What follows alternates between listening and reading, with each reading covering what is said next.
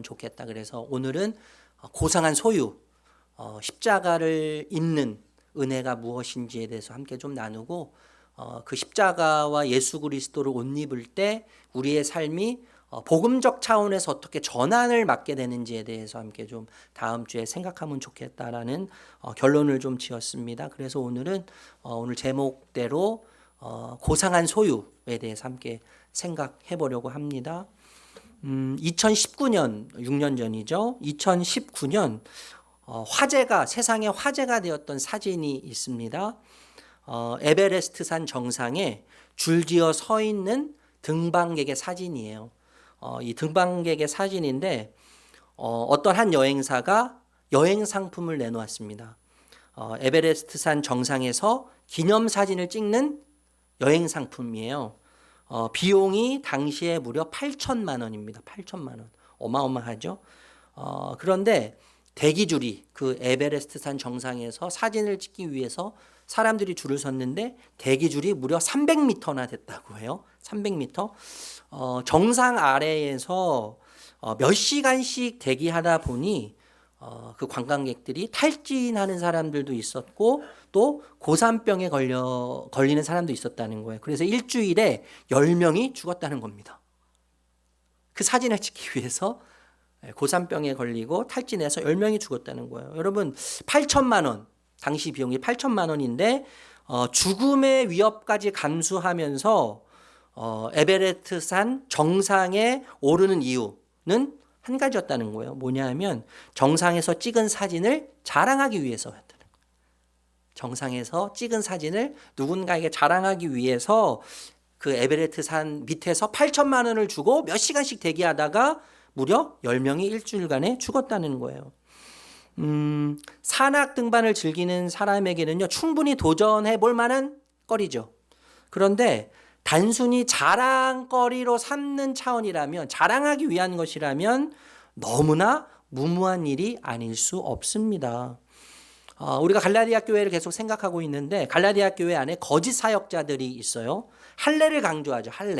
할례는 곧 행위입니다. 행위. 내가 어떻게 하느냐에 따라서 하나님이 나를 인정해 주시는 거죠. 내가 어떻게 무엇을 하느냐에 따라서 구원받을 수 있고 하나님의 사랑이 결정이 되고 하나님이 나를 의롭게 보시고 하나님이 나를 받아주실 거야 라고 하는 기준이 나에게 있다는 거예요. 그것을 강조하는 자들이죠. 그런데 이들이 십자가와 예수님 때문에 받는 고난과 박해를 무지무지 싫어했습니다. 다른 말로 표현하면 사람의 반대를 두려워했다는 거예요. 사람의 반대를 두려워했다는 거예요. 뿐만 아니라 사람들로부터 인정과 존중을 받고 세력을 확장하며 자랑하려고 합니다. 자랑. 다른 말로 표현하면 사람의 칭찬을 사랑한 거예요. 사람의 칭찬을 사랑했습니다. 칭찬의 노예가 됐다고 생각할 수 있을 것 같아요. 여러분 사람의 반대를 두려워하고 자랑하면서 사람의 칭찬을 사랑하는 것은 굉장히 위험하죠. 사람의 반대를 두려워하고 그리고 자랑하며 사람의 칭찬을 사랑하는 것은 굉장히 위험한 것입니다. 왜 그럴까요? 이것들이 우리의 마음을 지배할 때 사람의 반대를 두려워하는 마음이 지배하고 자랑하며 뽐내면서 사람의 칭찬을 사랑하는 마음이 우리 마음을 지배할 때 순전함을 잃습니다. 순전함.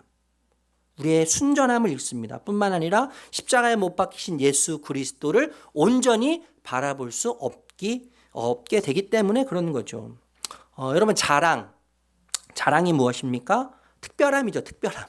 특별함이에요. 내 수고가 담겨 있는 것, 내 특별한 어떠한 기여가 담겨 있는 것, 우리는 그것을 자랑해요. 여러분 흔한 것을 자랑하지 않습니다. 평범한 것도 자랑하지 않습니다. 인생을 걸 만큼 가치 있고 의미 있는 것을 우리는 자랑해요. 그래서 그 사람이 자랑하는 것을 보면 무엇을 알 수 있어요? 그 사람이 어디에 가치를 두고 있는지, 그 사람이 무엇에 의미를 두고 있는지를 알게 되는 겁니다. 근데 여러분 자랑하는 것들을 보면 사실 내가 사랑하는 것들이죠. 내가 사랑하는 것을 자랑하게 돼 있어요. 내가 가치를 두는 것을 사랑하게 돼 있어요. 그리고 가치 두는 것을 자랑하게 돼 있습니다. 그런데 여러분 우리는 왜 자랑할까요? 저도 자랑하는 걸 너무나 좋아하는데 여러분 우리가 왜 자랑합니까? 왜 자랑하면서 사람의 칭찬을 왜 그렇게 사랑합니까? 그 이유는 내 가치를 확인받고 싶은 마음 때문이에요. 내 가치를 확인받고 싶어요. 외부로부터 나라고 하는 존재의 가치를 확인받고 싶어요. 나는 괜찮은 사람이라는 것을 확신하고 싶은 것이죠. 외부로부터. 그런데 여러분 비교하면 비교할수록 불안하면 불안할수록 그것을 덮기 위해서 자랑하게 된다는 것이죠.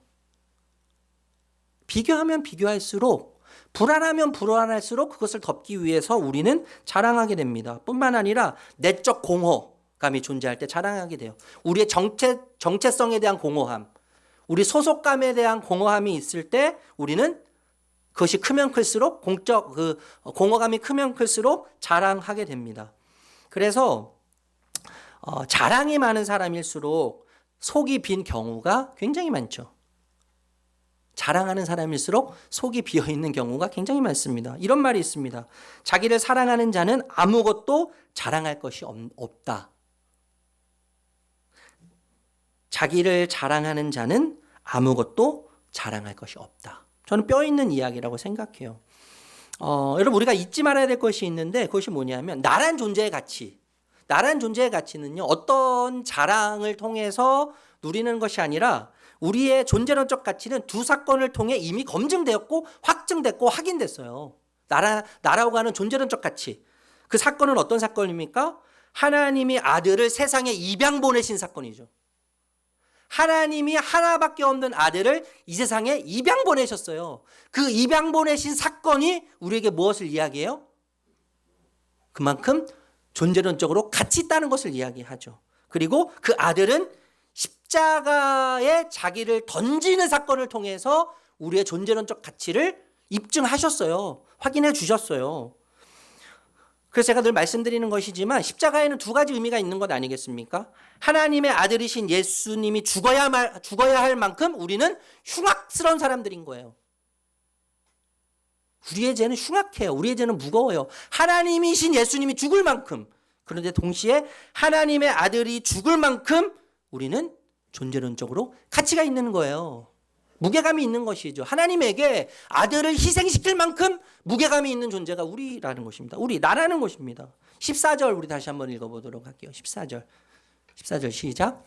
그런데 내게는 우리 주 예수 그리스도의 십자가 밖에는 자랑할 것이 아무것도 없습니다. 그리스도로 말미암아 내 쪽에서 보면 세상이 죽었고 세상 쪽에서 보면 내가 죽었습니다. 여러분 현대의 자랑거리를 생각하면 굉장히 요소들이 많죠. 학력, 직장, 우리의 스펙들, 경험들, 우리의 경제력, 명품, 소비, 이런 소비 능력들, 우리의 집들, 차, 이런 것도 있지 않습니까? 여행, 나를 브랜딩화 시키잖아요. 우리 스스로를 브랜딩화 시켜가지고 SNS에 얼마나 우리를 떠들썩해서 자랑하는지 모릅니다. 라이프 스타일을 자랑해요. 우리의 자녀들 건강, 우리의 때로는 몸매들, 우리의 라이프 스타일들, 우리의 운동하는 것들. 요즘에 막 러닝이 대세인데 얼마나 자신이 러닝을 잘하고 있는지를 끊임없이 자랑하는 것들을 보게 됩니다. 성취 이런 것들을 끊임없이 자랑하는데 바울의 시대의 자랑거리를 생각하면 명예라고 하는 핵심 가치가 있었습니다. 명예. 1세기 바울 시대의 가장 중요한 핵심 자랑거리는 명예였어요. 명예. 그래서 수치 어떤 이런 치욕보다 차라리 죽는 것이 낫다고 생각할 정도로 명예를 너무 중요시 여겼고 핵심 가치로 여겼다는 것이죠. 혈통 이런 것들이 너무나 중요했습니다. 사회적 신분, 특별히 로마 시민권. 그 로마 시민권이라고 하는 사회적 신분을 통해서 명예를 누리고 권력을 소유하고 또 사회적 안정적 지위를 획득함으로 지식을 배우고 지식 수준을 높이고 뿐만 아니라 종교적 열정을 통해서 자신이 얼마나 의로운 존재인가 괜찮은 존재인가를 드러내는 그 명예를 굉장히 중요시 여기는 시대였다는 거예요. 여러분 바울에게 세속적 자랑거리들 자랑할 만한 아이템이 굉장히 많았다는 것을 우리는 잘 알고 있지 않습니까? 로마 시민권, 사회적 신분이 로마 시민권, 귀족 출신이에요. 귀족 출신. 아버지도 바울은 로마 시민권자였죠. 그러니까 로마 제국의 절대적인 보호를 받는 사람이 바울이었습니다. 로마 시민권을 소유한 자들이었죠. 재판에서도 특혜를 받았습니다. 로마 시민권자는요, 어떤 흉악한 죄를 저지른다고 할지라도 절대 십자가 처형을 당하지 않아요. 법적 보호를 받았습니다. 엘리트층이죠. 오늘날로 이야기하면 미국 시민권을 소유한 상위 1% 특권층이에요. 글로벌 엘리트라고 할 수 있겠죠. 우리가 잘 알고 있는 대로 바울은 가말리엘 제자였죠. 가말리엘. 그 당시 최고의 학자. 예, 당시 엘리트 브랜드가 가말리엘의 제자라고 하는 단어예요. 엘리트 브랜드, 엘리트 브랜드. 오늘날로 이야기하면 하버드나 옥스퍼드 학생인데, 대학교 학생인데 세계적인 멘토의 제자예요. 제자. 초엘리트 스펙이죠. 초엘리트 스펙. 여러분 세계 최고의 부자 아시지 않습니까? 워렌 버핏 1조억인가요? 1조억 이상 달러 이상의 부를 소유한 자인데 제가 뉴스에서 기사에서 봤는데 이 워렌 버핏하고 점심을 먹는 1시간 값이 246억 원. 246억 원을 지불하고 이 워렌 버핏하고 1시간 식사를 나누는 거예요. 여러분 왜 이렇게 246억 원이라고 하는 돈을 투자하면서 대화를 나눕니까? 통찰력을 얻는 것이죠. 그 1시간 아무것도 아닌 것처럼 느낄 수 있지만 그 246억 원이라고 하는 시간, 그 돈을 물질을 투자한 만큼 이상의 통찰력을 워렌 버핏으로부터 얻을 수 있기 때문에 사람들이 줄을 서가지고 246억 원이라고 하는 돈을 지불해 가면서 1시간 점심을 먹는 거예요. 굳이 이야기하고 비유하자면 워렌 버핏의 제자와 같은 초엘리트, 그 초엘리트의 길을 걸어가는 자가 지금 바울이지 않겠습니까? 뿐만 아니라 여러분 사내들인 공의회로부터 신임을 받고 있어요. 그 당시 사내들인 공의회는 이스라엘의 정치와 종교의 최고 권력 기관이지 않습니까? 사회, 정치, 법률의 핵심 그룹이에요. 핵심 그룹. 엘리트 법조인이죠. 엘리트 법조인. 앞날이 보장된 차세대 리더. 제가 15년 전에 우즈베키스탄을 가봤는데 그 우즈베키스탄은 그 대통령 학교가 있더라고요. 대통령 학교. 그 전국에서 젊은 사람들을 뽑는데 저희가 함께 관계 맺고 있는 사람이 대통령 학교에 간 30대 후반의 장관급 리더예요. 아무나 뽑지 않고 앞으로 대통령이 될 가능성이 있는 사람들만 소수로 뽑아서 대통령 학교에 보냅니다. 오늘 기준으로 보면 바울은요, 권력과 학력과 신분과 커리어 모든 면에 있어서 성공의 정점에 있는 사람이에요. 정점에 있는 사람. 감히 범접할 수 없는 사람이죠, 여러분. 그런 자가 바울이에요. 그런데 그런 바울에게 자랑거리 오직 하나 무엇이었습니까, 여러분? 오늘 본문의 이야기대로 내게는 우리 주 예수 그리스도의 십자가밖에 자랑할 것이 아무것도 없습니다. 내게는 우리 주 예수 그리스도의 십자가밖에는 자랑할 것이 아무것도 없습니다. 여러분 예수와 십자가를 객관적으로 그 당시의 사회적 또 종교적 정치적 의미로 한번 생각해 볼 필요가 있을 것 같아요.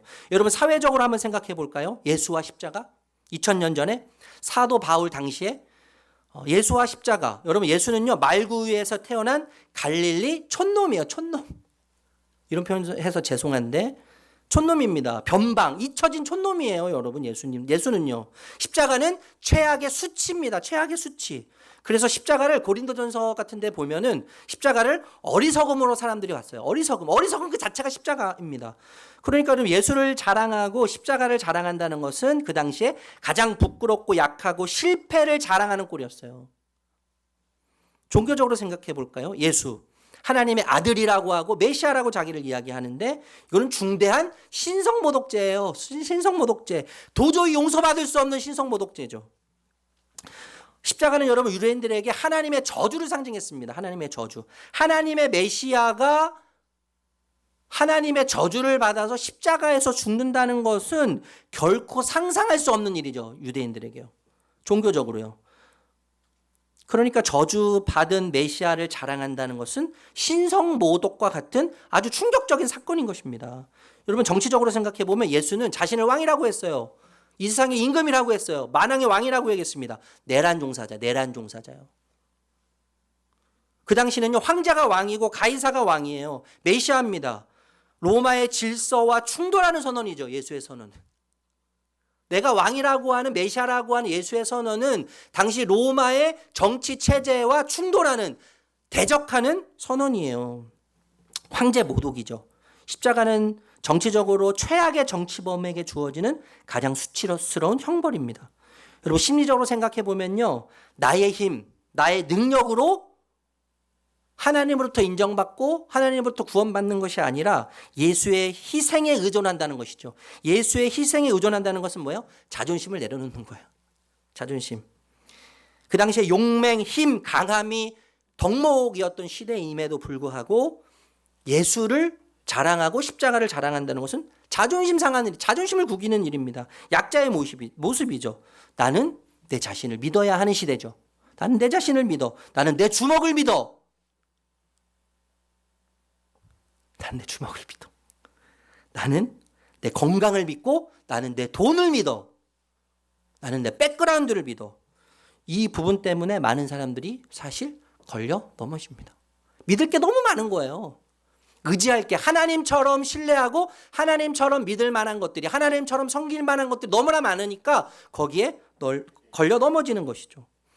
그러니까 여러분, 바울이 십자가를 자랑하고 예수를 자랑하는 것은 당시의 세상의 기준과 가치와 충돌하는 삶을 선택한다는 고백이죠.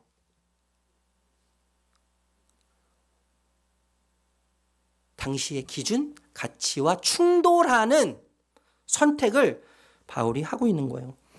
오늘 핵심으로 나누고 싶은 말씀이 이 말씀인데, 그런 바울이 그리스도의 십자가를 자랑하는 것에 대해서 두 가지로 이야기해요. 두 가지. 그 두 가지를 좀 살펴보려고 합니다. 14절 말씀 다시 한번 읽어보도록 할게요. 14절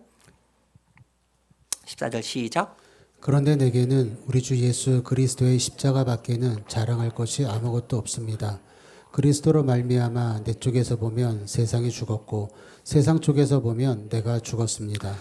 여러분, 바울이 그리스도의 십자가를 자랑한다는 것을 두 가지 차원에서 이야기하는데, 첫 번째는 내 쪽에서 보면 세상이 죽었습니다 하는 것과, 또 두 번째는 세상 쪽에서 보면 내가 죽었습니다 라고 하는 표현을 통해서 그리스도의 십자가를 자랑하는 것을 이야기한다는 거예요. 첫 번째는 내 관점에서 보면 세상이 죽었다는 거예요. 세상이 죽었다. 여러분, 십자가는 저주와 버림의 상징이지 않습니까? 연약함의 상징이죠. 어떤 대상이 십자가에 못 박히게 되면 그 대상은 어때요? 거절당하는 거예요. 거절당하고 저주받는 것이고 버림받는 것입니다. 여러분, 예수님께서 십자가에 못 박혀 죽으실 때 세상의 질서와 함께 못 박혀 죽으셨죠. 세상의 어둠의 질서, 죽음의 그늘, 죽음의 질서, 또 어둠의 질서를 예수님은 십자가에 못 박으셨어요. 그래서 다음 주에 살펴보겠지만 우리가 15절 16절에 보면 재창조를 이야기해요. 재창조. 새 사람이 우리가 된 거예요. 새 사람을 이야기하는 거예요. 새롭게 된 새 창조로서의 정체성을 십자가를 통해서 우리에게 부여하셨다는 것이죠. 예수님께서 십자가에 못 박아 죽으실 때 세상의 질서가 못 박아 죽었습니다. 세상의 가치가 못 박아 죽었습니다. 세상에 의미 있는 모든 것들이 예수님과 함께 십자가에 못 박아 죽었어요. 네. 그래서 예수님은 십자가에 못 박히심으로 세상의 능력과 힘과 질서, 가치를 파괴하셨어요. 파괴하셨어요. 십자가에서 세상은 거절당했습니다. 예수님과 함께. 그리고 버림당했고 세상은 조롱당했습니다. 멸시받았고 무가치하게 되었고 세상의 천박함이 십자가에서 드러났고 세상은 십자가에서 저주받았습니다. 아멘? 옛 질서가 죽었어요. 따라서 그리스도와 연합된 나의 관점에서 세상은 예수님과 함께 십자가에서 죽었습니다. 그렇기 때문에 신자는 이제 더 이상 세상을 두려워할 이유가 없는 거예요. 세상을 두려워할 이유가 우리에게 없습니다. 세상을 신처럼 섬길 이유도 없어요. 이 세상의 그 무엇도 나를 쥐락펴락 흔들 수 없어요. 이것이 뭐예요? 세상이 내 입장에서 세상이 십자가에서 죽었다는 것을 의미해요. 세상이 나를 얽매이게 할 수 없기 때문에 꺼리낌 없는 예수 그리스도 안에서 자유를 누리며 살게 되는 것입니다. 이게 복음입니다, 여러분. 다른 사람에 대해서 나보다 훨씬 괜찮아 보이는 사람, 나보다 무언가를 더 가지고 있는 사람, 나보다 더 어떤 성취를 이룬 것 같은 사람을 볼 때 열등하다고 느끼거나 위축될 필요가 하나도 없는 거예요. 반대로 다른 사람들에 비해서 내가 무언가 이룬 것 같고 내가 무언가 더 가진 것 같다고 해서 우월감을 느끼거나 경멸하는 마음을 품지 않아도 되는 거예요. 이것이 뭐예요? 세상이 십자가에서 예수님과 함께 죽었다는 것이죠. 그래서 바울이 예수 그리스도를 얻는 것이 가장 고상한 소유라고 고백하는 거예요. 이게 너무 아름다운 고백 아닙니까? 예수 그리스도를 얻는 것이 이 세상에서 가장 고상한 소유입니다. 가장 고상한 소유는 예수 그리스도를 얻고 십자가를 얻어 예수 그리스도를 자랑하고 십자가를 자랑하는 것이 한 만큼 고상한 것은 없습니다. 그래서 세상의 모든 것을 해로운 것으로 배설물로 여긴다고 고백하는 것 아니겠어요? 빌립보서 3장 8절 에어컨 좀 틀어주세요. 빌립보서 3장 8절 말씀 우리 같이 읽도록 하겠습니다. 시작. 모든 것을 해로 여깁니다. 나는 그리스도 때문에 모든 것을 잃었고 그 모든 것을 오물로 여깁니다. 나는 그리스도를 얻습니다. 여러분 오늘 아침에 화장실 다 갔다 오셨잖아요. 무슨 색이었습니까? 저는 황금색이었어요. 황금색. 제가 굉장히 장이 약한데 황금색이에요. 지난번에도 우리 같이 그런 말씀 나눴지만 여러분 똥이 아무리 아름다워도 똥인 거예요. 그건요. 그건 배설물입니다. 똥이 아무리 두껍고 황금색이라고 할지라도 그것을 보관해서 간직하지 않아요. 기념하지 않습니다. 자랑하지 않습니다. 똥은 똥일 뿐이에요. 배설물은 그냥 배설물일 뿐이에요. 배설물은 그냥 버리면 되는 거예요. 여러분 바울은요 예수 그리스도를 얻는 가장 고상한 소유로 인해 세상에서 유익했던 것들, 그전까지는 세상에서 유익했던 것들이 이제는 십자가에 못 박힌 차가운 시체처럼 보이기 시작했어요. 예수를 가장 고상한 소유로 소유하기 이전에, 깨닫기 이전에 세상에 의미 있고 유익했던 것들이 너무 아름답고 화려하게 보였지만 그러나 이제는 십자가에 못 박힌 차가운 시체처럼 보이기 시작했다는 것입니다. 송장처럼 보이기 시작했고 잿빛처럼 느껴지기 시작했다는 거예요. 세상에 가치 있는 것들이요. 세상에 유익했던 것들이요. 그리스도의 십자가를 자랑한다는 것은 또 다른 측면에서 함께 살펴볼게요. 다시 14절 말씀 읽어볼까요? 14절. 같이 읽겠습니다. 시작. 그런데 내게는 우리 주 예수 그리스도의 십자가 밖에는 자랑할 것이 없습니다.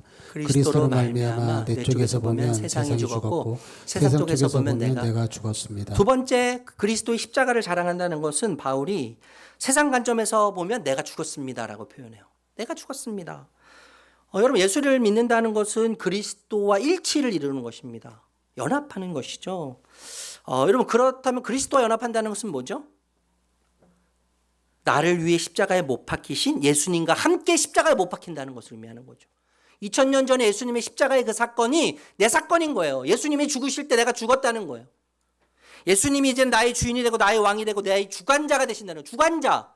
내 모든 삶을 경영하시는 경영자가 되신다는 거예요. 그래서 나를 내려놓습니다. 나를 내려놔요. 끊임없이 나를 내려놔요. 내 뜻, 내 계획, 내 생각들을 다 내려놔요. 그래서 예수님의 뜻과 계획과 말씀, 명령, 의도를 따라 사는 것이죠. 이것이 뭐라고 말씀드렸어요? 십자가를 지는 거라고 말씀드렸잖아요. 내 뜻을 예수님 뜻 뒤에 놓는 거죠. 내 의도를 예수님 의도 뒤에 놓는 것이 십자가를 지고 따르는 거라고 말씀드리지 않았습니까? 나는 십자가에서 예수님과 함께 죽었어요. 그래서 이제 내가 사는 것은 내가 사는 것이 아니라 내 안에 계신 예수님으로 인해 사는 것입니다. 세상과 연관되어 있는 나는 더 이상 없어요. 나는 이제 죽었어요. 세상의 관점에서 보면 세상이 나를 볼 때 나는 시체가 되었습니다. 이 말인 거죠. 나는 시체가 되었습니다. 송장처럼 되었습니다. 세상이 볼 때.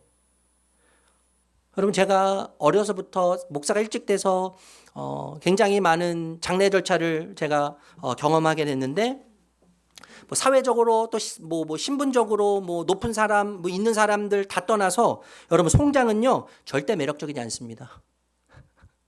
매력적인 시체를 본 적이 없어요. 아무리 많이 가져도 아무리 명예가 있어도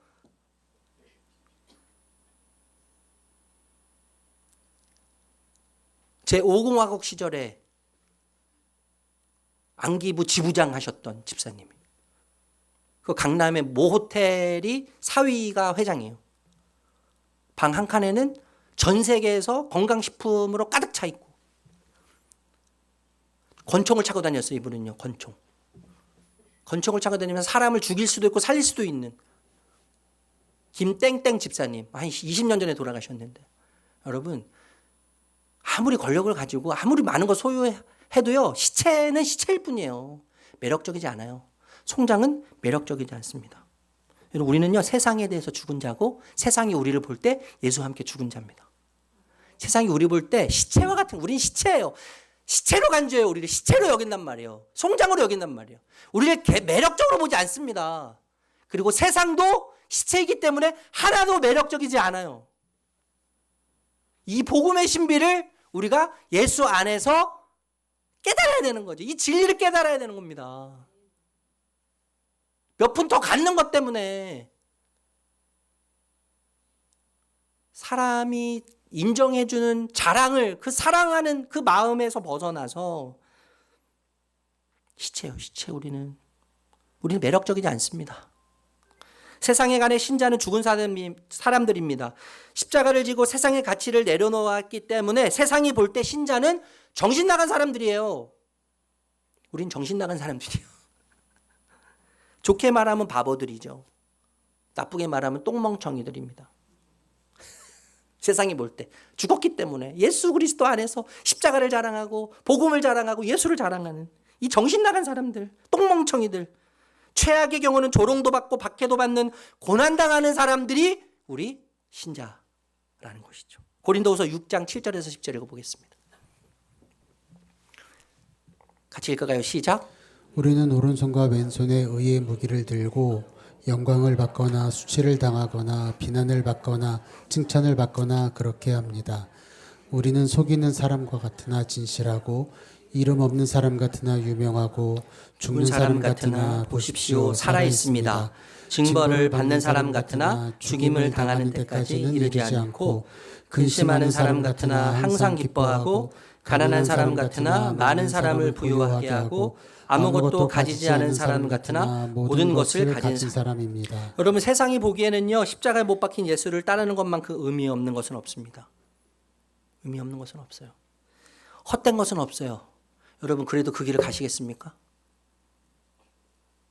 바보들이 되어서 그 길을 가시겠습니까? 똥멍청이가 되어서 그 길을 가시겠습니까? 세상이 볼 때는 아무런 의미가 없어 보이고 세상이 볼 때는 헛것으로 보이는 그 길을 가시겠습니까? 고린도서 4장 13절 읽어볼까요? 고린도서 4장 13절 시작. 비방을 받으면 좋은 말로 응답합니다. 우리는 이 세상의 쓰레기처럼 되고 이제까지 만물의 찌꺼기처럼 되었습니다. 내 쪽에서 보면 세상이 죽었고 세상 쪽에서 보면 내가 죽었습니다라고 하는 그리스도의 십자가를 자랑하는 바울의 방식이 저는 고린도 이 전서 4장 14절의 말씀이 너무 잘 표현해주고 있다고 생각해요. 세상이 나에게 더러운 것이 되었습니다. 세상이 나에게 더러운 것이 되었습니다. 뿐만 아니라 나도 세상에게 더러운 것이 되었습니다.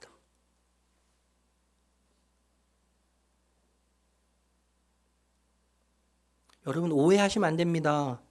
요점을 놓치면 안 돼요. 세상 자체를 물질을 부정하고 세상의 모든 것이 무익하다라고 말하는 것이 결코 아니라 이 말은 어떤 말이에요? 십자가에 못 박히신 예수 그리스도를 소유한 고상함의 가치가 어떤 것인지를 강조하는 말씀인 거예요. 십자가에 못 박히신 예수 그리스도를 소유한 고상함의 가치. 고상함의 가치. 말씀을 마무리하려고 합니다, 여러분. 우리가 잘 알고 있는 어거스틴이 십자가가 그리스도인의 자랑이 아니라면 그리스도인은 아무것도 자랑할 것이 없습니다라고 이야기했어요. 십자가가 그리스도인의 신자의 자랑이 아니라면 신자는 아무것도 자랑할 것이 없습니다. 왜요? 배설물이기 때문에 그런 거 아니에요? 배설물이기 때문에요. 시대마다 하나님이 각 나라와 민족의 영적인 대각성 부흥을 일으키실 때가 있어요. 우리나라도 1908년 그 평양 대부흥 운동이 일어나지 않았습니까? 미국에서도 일어나고 영국 웨일즈 지방에 대각성 부흥이 일어났는데 이때 선구자 역할을 했던 사람이 제시 펜 루이스라고 하는 사람이에요. 이분이 우리는 십자가로 인해 비참해지는 것이 아닙니다. 십자가가 없음으로 인해 비참해지는 것입니다. 이렇게 이야기했어요. 우리가 비참해지는 이유는 우리가 결핍을 여전히 느끼고 여전히 공허하고 여전히 내가 내 삶에 뭔가 이루지 못한 것 같아서 불안에 떨고 두려움에 떠는 이유는 십자가가 없기 때문이라는 거예요. 십자가가 없기 때문에. 예수님께서 나를 위해 고난당하신 십자가가 없기 때문에 십자가로 인해 비참해지는 것이 아니라 십자가가 없음으로 인해 비참해진다. 여러분 바울은요 역사상 가장 위대한 사랑에 사로잡혔습니다. 그는 역사상 가장 위대한 사건과 인물에 그리고 그 사랑에 사로잡혔어요. 완전히 사로잡혔어요. 여러분 그에게 넘쳐나는 세속적 자랑거리 아이템들 예수 그리스도와 그 십자가와 그 사랑에 비하면 거대한 쓰레기 더미와 같았습니다. 거대한 쓰레기 덩어리. 여러분 고대의 왕들을 생각해 보십시오. 자신의 업적과 자신의 존재감을 드러내기 위해서 거대한 신상을 세우지 않아요? 피라미드를 만들고 왕궁을 만들고 오벨리스크를 만들고요. 개선문과 기념비와 같은 화려하고 아름다운 구조물들을 통해서 자신의 업적을 기리고 자신을 자랑하고 자신의 존재를 뽐냅니다. 그런데 진짜 세상의 주인 예수, 만왕의 왕, 진짜 왕이신 예수, 그분은 너무나도 초라하게 십자가에 매달려서 죽으셨어요. 그 무엇을 자랑하지 않으셨습니다. 사실 사람의 눈에도 자랑할 만한 것이 예수에게 없었어요. 그러나 십자가에서 그 죽음은 세상을 위한 위대한 교환, 맞교환의 죽음이 됐습니다. 죽음을 생명으로 바꾸는 맞죽음, 불의를 의로 바꾸는 맞교환의 죽음, 우리를 영원히 살리는 하나님 가족되게 하는 영광스러운 맞죽음이 되었습니다. 그래서 우리는 십자가를 자랑하게 돼요. 세속적 자랑보다 예수님을 자랑하게 됩니다. 예수님을 사랑하는 것만큼 예수님을 자랑하게 되어 있습니다. 예수님을 우리 삶에 가치를 두는 것만큼 우리는 예수님을 자랑하게 됐습니다. 부디 우리 사랑하는 성도님들 역사상 가장 고상한 소유 예수 그리스도와 그의 희생 십자가를 입기를 소망합니다. 그래서 그 십자가와 예수가 우리의 유일한 자랑이 되기를 아름다운 예수님의 이름으로 축복합니다. 그 우리의 자랑을 통해 주님이 영광 받으시고 주님이 기뻐하시고 주님이 행복해 하시는, 우리를 통해 행복이 전염되고 하늘의 기쁨이 전염되는 영광 가운데 서시기를 거룩하신 예수님의 이름으로 축복합니다. 축복합니다.